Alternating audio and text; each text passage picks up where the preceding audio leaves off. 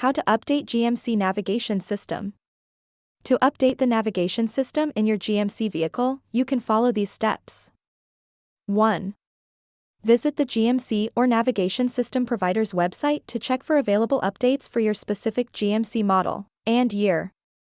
2. Verify your eligibility for updates by entering your vehicle identification number (VIN) if required on the website. 3. If an update is available, proceed with the purchase online through the website by following the provided instructions.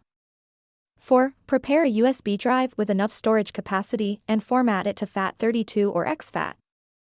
5. Download the update file from the website or copy it from a physical DVD onto the USB drive.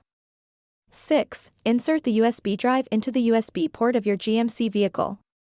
7. Turn on the vehicle and locate the USB port, typically found in the center console, glove box, or armrest. 8. Initiate the update process, which may start automatically when the USB drive is detected, or access the infotainment system settings to start the update manually. 9. Follow the on-screen prompts on the infotainment system display to begin the update. 10.